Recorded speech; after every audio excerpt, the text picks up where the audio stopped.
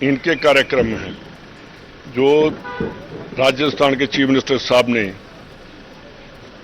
Eastern कनाल के लिए पैसा दिया, उन्होंने भूलकर भी वो पैसा अभी तक नहीं भेजा। जहां की बदकिस्मती है राजस्थान की कि यहाँ के मिनिस्टर होने के बावजूद शेखावत साहब राजस्थान के साथ मजाक करते रहे हैं।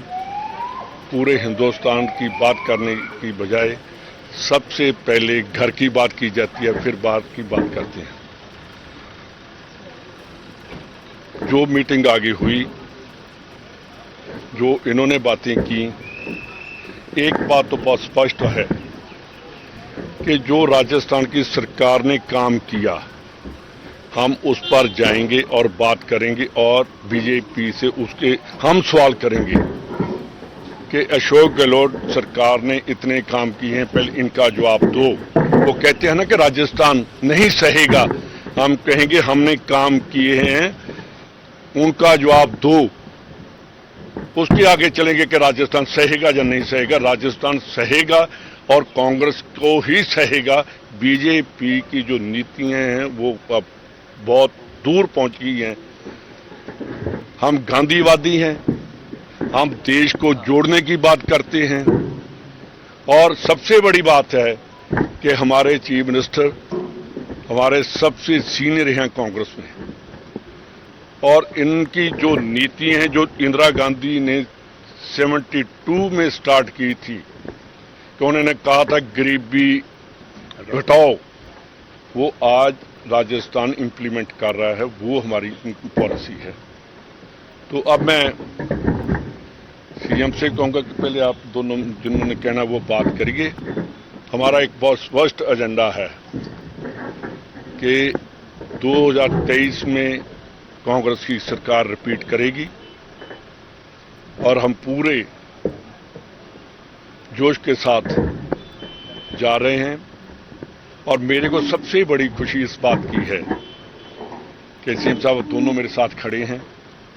जब मैं आया था, इन्होंने मेरे को कहा कि आपके ब्लॉक कांग्रेस नहीं है, आपकी डिस्ट्रिक्ट कांग्रेस कमेटी नहीं है, आपकी प्रदेश कांग्रेस नहीं है, लीडर बने हुए हैं। सबसे ज्यादा मैं इस बात की खुश भी हूं कि मेरे आने के बाद कोई ऐसी बात नहीं है, लीडर भी इकट्ठे हैं और हम जो डीएनए हमारा सभी का वो कांग्रेस का है, खून कांग्रेस का है। हम अंदर बैठकर जो बात करनी है करते हैं और डेमोक्रेसी हमारी पास में, डेमोक्रेटिक वे से हम चलते हैं। डिक्टेटरशिप नहीं है कि कोई नहीं बोल सकता, ये वो बात नहीं है। जहां तो हर अपना विचार रखते हैं, यूनानिमसली उसके ऊपर हम इंप्लीमेंट करते हैं। और मेरे ख्याल कल या परसों तक कोड ऑफ कंडक्ट लग जाएगा और दोनों जितने लीडर हैं, हम कोर कमेटी के खास करके, वो सभी उस ईआरसीपी में बैठेंगे और लोगों के साथ अपना जो विचार हैं वो करेंगे। आप मुझे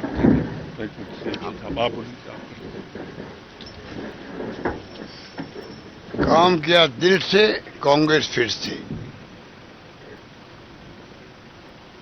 ठीक है, धन्यवाद।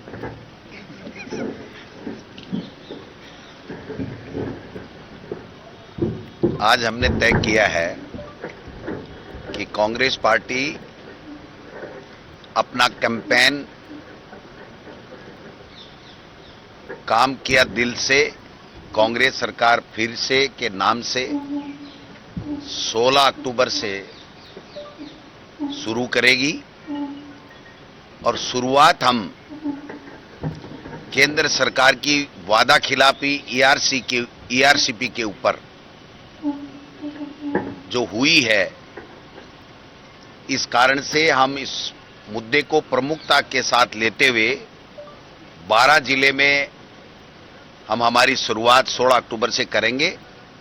एक दिन में हम 2 जिले लेंगे और 13 जिलों में हम हर जिले में एक बड़ी मीटिंग जो तकरीबन 1 लाख लोगों की होगी, मोदी की किसी भी मीटिंग से ज्यादा होगी। किसी भी एक मीटिंग को ले लीजिए, उससे बहुत ज्यादा बड़ी होगी। और तब तक हम परसों से उन 13 जिलों में ईआरसीपी के ऊपर वादा खिलाफी के लिए जन जागरण अभियान प्रत्येक मंडल स्तर के ऊपर हम चलाएंगे। हर बूथ के लोग मंडल के ऊपर आकर के कार्यक्रम करेंगे। हमारा जो वॉर रूम है, यहां से जो सेंट्रल टीम हमारी जो बैठी है, वो उनको वर्क देगी। नारे, झंडे, पोस्टर सबके साथ में जन जागरण अभियान करेंगे।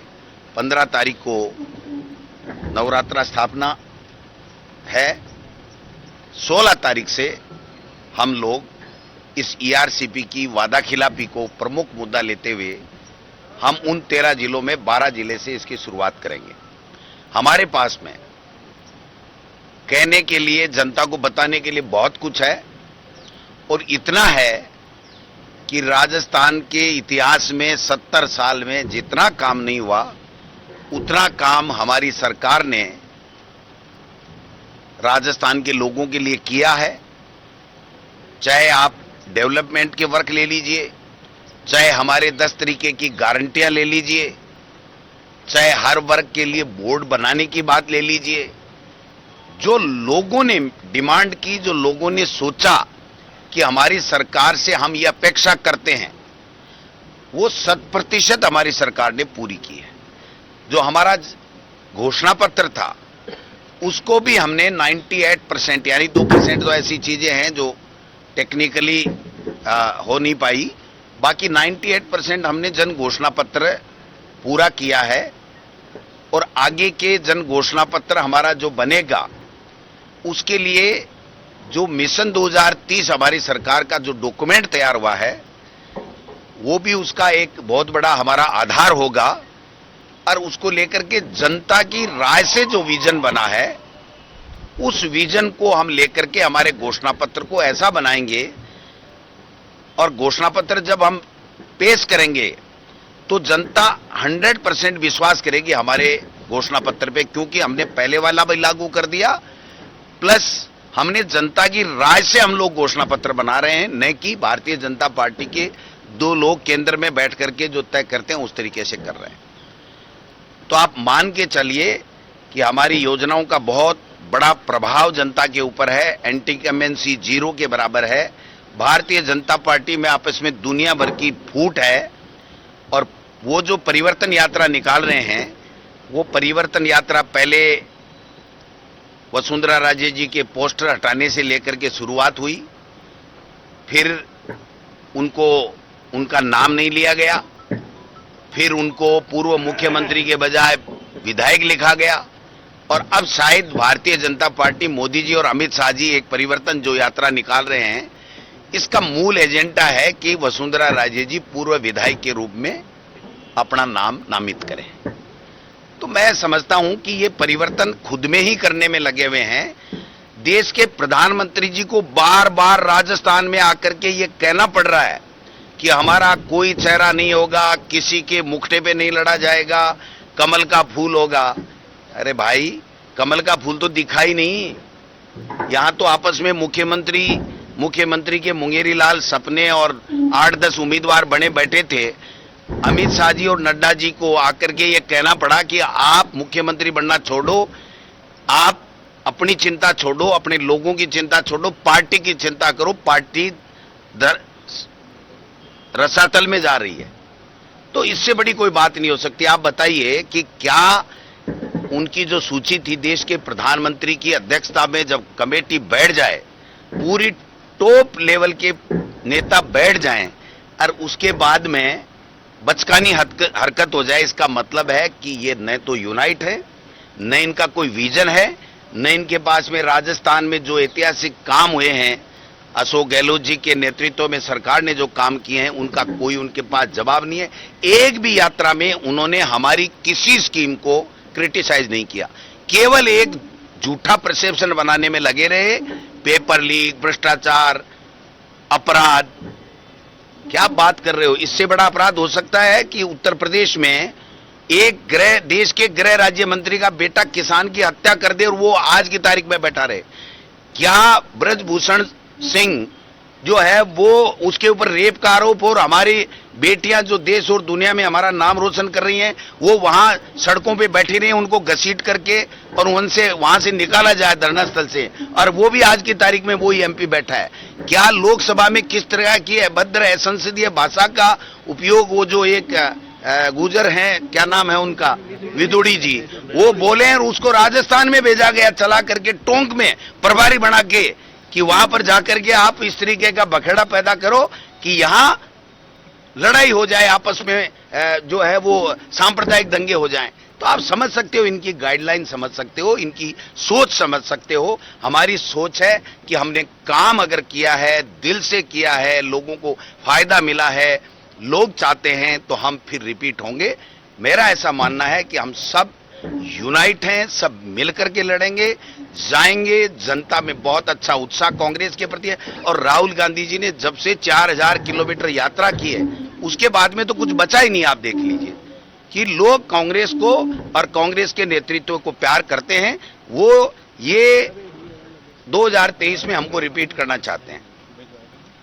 अगर चारों पांचों में हम रिपीट हो गए तो फिर 2024 मोदी का गया है।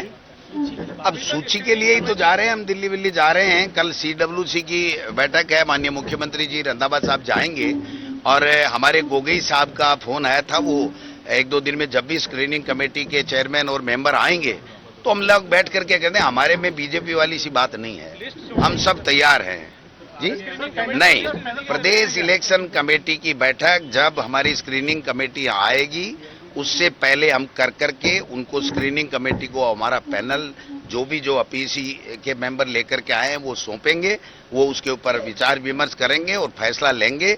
और जब भी हमारा केंद्रीय नेतृत्व है, केंद्रीय चुनाव समिति के लिए समय देगा, वो जाकर के और हमारी लिस्ट आ जाए। ऐसा नहीं होगा बीजेपी की तरह कि फोटो तो दिखा दी, मोदी जी बैठे हैं और सारी